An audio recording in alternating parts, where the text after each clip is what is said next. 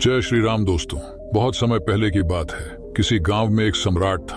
उस सम्राट के पास सब कुछ था, बेशुमार दौलत थी, अच्छी प्रजा थी जो उसका ख्याल रखती थी, उसके आदेशों का पालन किया करती थी और वह भी अपनी प्रजा का खूब ध्यान रखा करता था। उन्हें कभी किसी चीज की कोई कमी महसूस नहीं होने देता था। कहने को तो उस सम्राट के पास सब कुछ था, किसी चीज की कोई कमी नहीं थी, लेकिन उसका मन कभी किसी एक काम पर नहीं टिक पाता था। वह जब भी किसी भी चीज को करने का प्रयास करता तो उसका ध्यान कहीं और भटक जाता। इस चीज को लेकर वह बहुत चिंतित रहता था। कई बार वह अपने बगल के राज्य के राजाओं से भी मिला था और सभी ने उसे अलग अलग राय दी थी। सभी ने उसे अलग अलग तरीके बताए थे। जो भी तरीके उस सम्राट ने सुने थे उन तरीकों को अपने जीवन में उतारा, लेकिन उन उपायों से उसे कोई लाभ न मिला, जिसके कारण वह हमेशा चिंतित रहता, परेशान रहता। कई बार तो रातों को उसे नींद भी नहीं आती और वह केवल करवटें बदलता रहता। एक दिन सम्राट के कानों तक एक बात पहुंची कि उसके राज्य में एक ऐसा व्यक्ति है जिसके शब्द अनमोल है, जिसके एक एक शब्द में जीवन का रहस्य छुपा है, जीवन का सत्य छुपा है। और उस व्यक्ति से मिलने के लिए लोग दूर दूर से आते हैं, क्योंकि हर व्यक्ति की समस्या का समाधान वह बहुत ही सरलता और आसानी से करता है। ये बात सुनकर सम्राट बहुत प्रसन्न हुआ। उसे लगा कि अब उसके सवालों का जवाब उसे मिल जाएगा। इतनी तारीफ सुनकर सम्राट ने यह तय किया कि वह तुरंत ही जाकर उस व्यक्ति से मिलेंगे और उसे यह भी पता चल जाएगा कि जो लोग उनकी इतनी तारीफ कर रहे हैं क्या वह सच है या नहीं। अगले दिन सुबह सुबह वह सम्राट उस व्यक्ति से मिलने के लिए निकल गया। रास्ता कुछ ज्यादा ही लंबा था, जिस कारण सम्राट ने बीच रास्ते में आराम किया। वहां पर उपस्थित हर कोई उस व्यक्ति के बारे में जानता था। जब सम्राट ने उनसे उस व्यक्ति के बारे में पूछा तो वे लोग उस व्यक्ति की खूब तारीफ कर रहे थे। तभी सम्राट ने सोचा कि लगता है यह व्यक्ति बहुत बुद्धिमान और ज्ञानी व्यक्ति होगा, अन्यथा हर कोई उसकी इतनी तारीफ नहीं करता। जरूर ही उस व्यक्ति में ऐसी कोई बात अवश्य है जिसके कारण हर कोई उन्हें जानता है और उनकी तारीफ कर रहा है। उस व्यक्ति की तारीफ सुनकर सम्राट के मन में उस व्यक्ति से मिलने की उत्सुकता और अधिक हो गई। अब वह सम्राट जल्द से जल्द उस व्यक्ति से मिलना चाहता था, जिसके कारण वह आगे का सफर तय करना शुरू कर देता है। जैसे तैसे वह सम्राट उस व्यक्ति के आश्रम पहुंचा तो आश्रम में उसे कोई नजर नहीं आया। आश्रम के पीछे एक छोटा सा बगीचा था। जब सम्राट वहां पहुंचा तो उसने देखा कि एक माली बगीचे में काम कर रहा था। उसका पूरा शरीर मिट्टी से लथपथ, पैरों में कोई चप्पल नहीं थी। उसको देखकर सम्राट ने माली से कहा, सुनिए महोदय, इस आश्रम के मालिक कहाँ हैं? मैं उनसे मिलने आया हूँ। इस पर वह माली जवाब देते हुए कहता है, श्रीमान आप अंदर बैठिए, मैं उन्हें बुलाता हूँ, वह जल्द ही आपसे मिलेंगे। माली की यह बात सुनकर सम्राट अंदर कुटिया में जाकर बैठ गया और उस असाधारण व्यक्ति के आने का इंतजार करने लगा। कुछ देर प्रतीक्षा करने के बाद जब व्यक्ति उस सम्राट के सामने पहुंचा तो उसने देखा कि यह तो वही व्यक्ति है जो बगीचे में काम कर रहा था। सम्राट ने उन्हें नमस्कार किया और बहुत हैरानी से कहा, अरे आप तो वही माली है जो बाहर बगीचे में काम कर रहे थे, लेकिन अब की बार तो माली एक बौद्ध भिक्षु के रूप में आया था। तभी बौद्ध भिक्षु सम्राट से कहते हैं, सम्राट मेरा मजाक माफ कीजिए, मैं बगीचे में छोटा सा काम कर रहा था। मैं ही यहाँ का माली हूँ और मैं ही वह असाधारण व्यक्ति हूँ जिससे आप यहाँ इतनी दूर मिलने आए। कृपया करके अपने आने का कारण बताएं। इस पर सम्राट उन बौद्ध भिक्षु से कहता है, महाराज मैंने सुना है कि आप जैसा व्यक्ति इस पूरे राज्य में नहीं है। मैंने आपकी तारीफ सुनी है, मैंने आपके बारे में कई सारी अच्छी बातें सुनी है। मैंने यह भी सुना है कि आपके पास जो भी अपनी समस्या लेकर आता है उसकी समस्या का समाधान आप अवश्य करते हैं। इसी कारणवश मैं आज आपसे यहाँ पर मिलने आया हूँ और मैं आपसे उपदेश सुनना चाहता हूँ, लेकिन मेरे मन में एक शंका है। इस पर बौद्ध भिक्षु सम्राट से कहते हैं, कैसी शंका? इस पर सम्राट कहता है, मैंने बहुत से विद्वानों को देखा है, बहुत से ज्ञानियों को देखा है। वे जब भी चलते हैं तो उनके पास तरह तरह की ज्ञान की किताबें होती हैं। उनके पास ऐसा कोई ना कोई संकेत जरूर नजर आता है जिससे यह पता चलता है कि वे लोग ज्ञानी हैं। लेकिन आपके पास तो ना कोई ज्ञान की किताबें हैं और ना ही कोई ऐसी कला के संकेत आप में नजर आ रहे हैं, लेकिन उसके बावजूद आप बहुत शांत नजर आ रहे हैं। क्या आप मुझे इसका रहस्य बता सकते हैं? इस पर बौद्ध भिक्षु मुस्कुराने लगे और सम्राट से कहते हैं, मेरा ज्ञान तो इस संस्कार में प्रकृति के रूप में हर जगह है।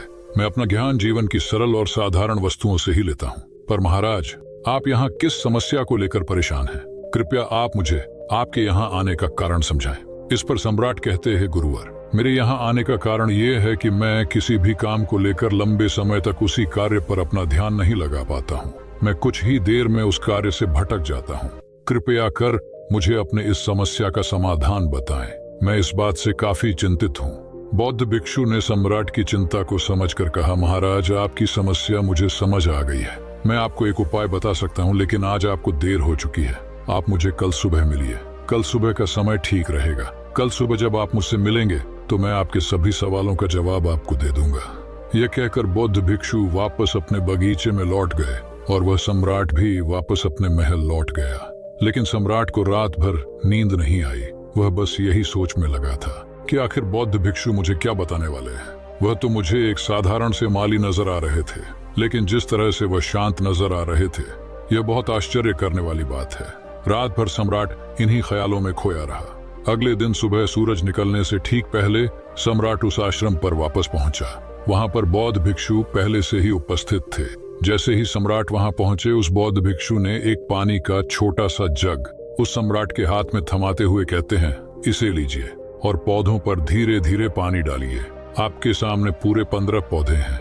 इन सभी पर आपको इसी प्रकार पानी डालते चले जाना है। लेकिन जब आप इस क्रिया को कर रहे होंगे तो उस वक्त मेरी एक बात का अवश्य ध्यान रखिएगा कि आपको इस दौरान कुछ और नहीं करना है, न कुछ सोचना है और ना ही कहीं आपका ध्यान भटकना चाहिए। आप जब इन पौधों को पानी दे रहे होंगे तो आपका पूरा ध्यान केवल इन पौधों पर ही होना चाहिए।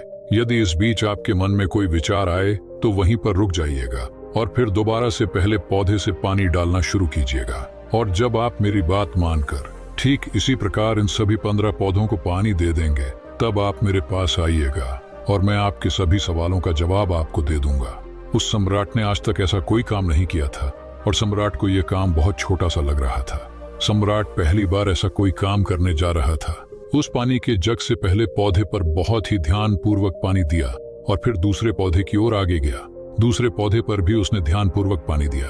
फिर उसने तीसरे पौधे पर पानी देना शुरू किया ही था कि उसके मन में तरह तरह के विचार उत्पन्न होने लगे। उसे अपने महल का बगीचा याद आने लगा, जहां पर तरह तरह के फूल थे, तरह तरह के पौधे लगे हुए थे। तभी अचानक उस सम्राट को उन बौद्ध भिक्षु की बात याद आ गई।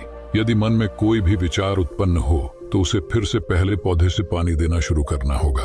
इसलिए राजा तुरंत ही पहले पौधे के पास वापस पहुंचा और उसने फिर से पहले पौधे को पानी दिया। दूसरे पौधे को उसने फिर से ध्यान पूर्वक पानी दिया। जैसे ही वह तीसरे पौधे पर पहुंचा, उसके मन में फिर से कई तरह के विचार उत्पन्न होने लगे। अब की बार वह सोच रहा था, पता नहीं मेरे बिना मेरे साम्राज्य में क्या हो रहा होगा। और अब की बार सम्राट को बहुत क्रोध आने लगा। उसने सोचा कि आखिर में यह छोटा सा कार्य क्यों नहीं कर पा रहा हूँ। वह तुरंत ही फिर से पहले पौधे के पास पहुंचा। उसने अब की बार बहुत ध्यानपूर्वक पहले पौधे को पानी दिया, दूसरे पौधे को भी ध्यानपूर्वक पानी दिया। ऐसे करते करते अब की बार सम्राट करीबन 5 पौधों में बहुत ही ध्यानपूर्वक पानी दे चुका था। लेकिन जैसे ही उसने छठे पौधे पर पानी देना शुरू किया, उस पानी को देखकर सम्राट के मन में नदी के विचार उत्पन्न होने लगे और सम्राट अब बहुत परेशान हो चुका था। जितनी बार वह पौधों को पानी देने का प्रयास करता है, हर बार वह असफल हो जाता। उसका मन उतना ही ज्यादा व्याकुल होता जाता और वह खुद पर क्रोधित हो जाता है। सम्राट ये बात बहुत अच्छी तरह से जानता था कि वह भिक्षु उसकी परीक्षा ले रहे हैं। वह बहुत बुद्धिमान था, इस कारण उसने उन बौद्ध भिक्षु के सभी नियमों का पालन करना जरूरी समझा। सम्राट जितनी बार भी कोशिश करता है, हर बार वह असफल हो जाता। हमेशा खुद को किसी न किसी विचार में उलझा हुआ पाता। ऐसे ही करते करते सुबह से शाम का वक्त हो चुका था, लेकिन अब तक वह सम्राट पूरे 15 पौधों में पानी नहीं दे पाया था। जब बौद्ध भिक्षु लौटकर शाम को वापस आश्रम आए तो उन्होंने देखा कि वह सम्राट थक हार कर बैठा हुआ है और तरह तरह की बातों में उलझा हुआ है। तभी बौद्ध भिक्षु सम्राट के पास पहुंचे और कहने लगे, हे सम्राट, मैं तुम्हारी ईमानदारी से बहुत खुश हूँ। तुमने अपने कार्य को पूरे मन और लगन के साथ करने का पूरा प्रयास किया। इसीलिए जो बात मैं तुम्हें बताने जा रहा हूँ उसे बहुत ही ध्यानपूर्वक सुनना और समझने का प्रयास करना। जब हमारा मन विचारों से खाली हो जाता है, तब उसमें मन का असली स्वरूप नजर आता है। तब साधारण से साधारण सा काम भी हमें ज्ञान और शांति देता है। इस पर सम्राट उन बौद्ध भिक्षु से कहता है, हे महाराज, पर यह कैसे संभव है? मैं तो जब भी कोई कार्य करता हूँ तो मन में कई तरह के विचार उत्पन्न होते हैं और मैं उन विचारों में फंस कर रह जाता हूँ और वहां से बाहर निकलने का कोई रास्ता मुझे नजर नहीं आता। तभी बौद्ध भिक्षु मुस्कुराने लगे और सम्राट से कहते हैं, हे सम्राट, तुम पौधों में पानी नहीं डाल रहे थे, तुम तो जल्दी जल्दी अपने इस कार्य को बस खत्म करना चाहते थे। तुम्हारे मन में तो ये विचार उत्पन्न हो रहा था कि तुम जल्दी से जल्दी इन 15 पौधों में पानी दे दो और उसके बाद तुम मुझसे मिल सको, मुझसे अपने प्रश्नों का उत्तर जान सको। किसी कारणवश यह कार्य तुम्हें बोझ सा प्रतीत हो रहा था, मानो मैंने तुम्हारे कंधों पर एक बोझ रख दिया हो। और यही कारण है कि तुम अपने आप को इस पल में रोक नहीं पाए। जब हमारे सामने रखा हुआ कार्य बोझ लगता है तो हम उसे बस जैसे तैसे खत्म करना चाहते हैं और उस काम को करते समय हम अपना पूरा ध्यान उस कार्य पर नहीं दे पाते। किंतु अगर तुम इस पल के महत्व को समझ पाते तो इस काम को महत्व दे पाते और केवल पौधों और पानी पर ध्यान देते तो तुम्हें कोई भी विचार परेशान नहीं कर पाता। इस पर सम्राट कहता है कि महाराज, मुझे आपकी यह बात समझ में आ रही है कि मैं जल्दी जल्दी इस कार्य को खत्म करके आपसे मिलना चाहता था, जिस कारण मेरा मन इस कार्य में पूरी तरह से नहीं लग सका। लेकिन यह एक पल है जो हम जी रहे हैं, उस पल में रहना बहुत कठिन है। क्या मुझे इसके लिए कोई तपस्या या तप करना होगा? इस पर बौद्ध भिक्षु एक बार फिर मुस्कुराने लगे और सम्राट से कहते हैं, जिस शांत मन की तलाश तुम कर रहे हो वह शांत मन तो पहले से ही मौजूद है, वह तो पहले से ही तुम्हारे भीतर है। इसके लिए तुम्हें कहीं भी जाने की कोई आवश्यकता नहीं है और ना ही तुम्हें कहीं शांत जगह जाने की आवश्यकता है। इसके लिए कुछ जरूरी है तो वह है अपनी सांसों पर ध्यान देना। इसलिए अपनी सांसों पर ध्यान देना सीखो। हम किस तरह से सांसें ले रहे हैं और किस तरह से त्याग रहे हैं, इस बात को देखने और समझने का प्रयास करो। तब तुम्हें यह समझ में आ जाएगा कि तुम्हारा शांत मन तो तुम्हारी सांसों के साथ ही बना हुआ है। उसके बाद तुम चाहो तो कोई भी कार्य करते वक्त भी अपनी सांसों पर ध्यान दे सकते हो। जब तुम कहीं चल रहे हो, कोई ऐसा कार्य कर रहे हो, तो तुम्हें अपनी सांसों पर ध्यान देना चाहिए, या कोई भी ऐसी क्रिया जो तुम्हें वर्तमान से बांधे रखे। इसका एक और तरीका है, 2-4 मिनट अपने आसपास की प्रकृति पर गौर करो, देखो कि क्या चल रहा है। इससे तुम वर्तमान में आ जाओगे। फिर तुम अपने कार्य को जल्दी जल्दी बस यूं ही खत्म नहीं करके उसे पूरे मन से करने का प्रयास करोगे, जिससे तुम्हारा मन एकाग्र होगा। और जब तुम्हारा मन एकाग्र हो जाएगा तो तुम चाहे कोई भी कार्य क्यों ना करो, फिर चाहे वह छोटा हो या बड़ा, तुम्हारा मन उसमें पूरी तरह से विलीन हो जाएगा और वह कार्य ही तुम्हें शांति और ज्ञान भी प्रदान करेगा। ऐसे समय पर हमारे मन में किसी प्रकार के कोई विचार उत्पन्न नहीं हो पाते, और जब हम ऐसा करते हैं तो कर्ता और कर्म एक हो जाते हैं और हमारे भीतर की जो शांति है वह प्रकट होने लगती है। हम उसमें मग्न हो जाते हैं। इसे तुम चाहे तो आनंद कह सकते हो या फिर वर्तमान में जीना कह सकते हो, और यह अवस्था सरलता से प्राप्त भी कर सकते हो। बस तुम्हें केवल अभ्यास करना होगा।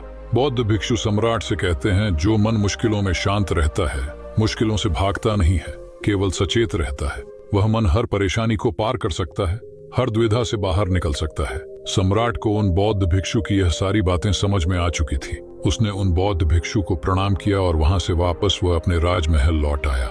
उसने अपनी सांसों पर ध्यान देना शुरू किया और धीरे धीरे इस निरंतर अभ्यास के कारण वह अपने हर कार्य को ध्यान और मन लगाकर किया करता था, जिससे उसे असीम शांति मिलती थी और वह छोटे छोटे कार्यों से भी ज्ञान प्राप्त कर लेता था। इसलिए दोस्तों, कभी किसी कार्य को बोझ मानकर मत कीजिए, क्योंकि यदि आप उसे बोझ मानेंगे तो जल्दी जल्दी उसे आप अपने ऊपर से उतारने का प्रयास करेंगे, अर्थात उसे जल्दी जल्दी खत्म करने का प्रयास करेंगे। लेकिन इस प्रयास के दौरान आप जो भी कार्य करेंगे वह पूरे मन और लगन से नहीं हो पाएगा, और ऐसे में आप उस कार्य को जो अंजाम देना चाहते हैं, हो सकता है कि आप उसे अंजाम भी ना दे सके, और इसी कारणवश आपके मन में तनाव भी पैदा हो जाता है। हम चिंतित रहने लगते हैं, परेशान रहने लगते हैं, क्योंकि जो अंजाम हम उस कार्य को देना चाहते थे वह ना दे सके। और हम में से अधिकांश लोग यही गलतियां करते हैं। जब उन्हें कोई कार्य सौंपा जाता है तो वह उस कार्य को करने का प्रयास तो करते हैं, लेकिन वह चाहते हैं कि वह कार्य कितनी जल्दी खत्म हो जाए,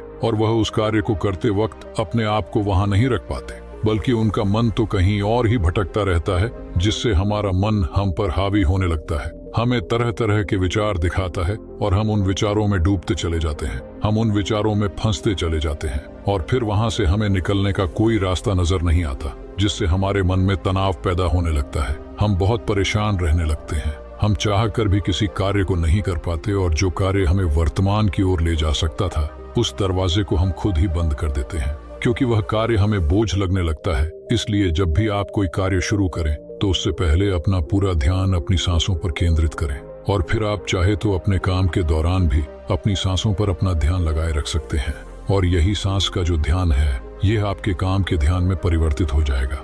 और उस कार्य में जो भी कठिनाइयां उत्पन्न हो रही होंगी उसे आप पल भर में सुलझा देंगे।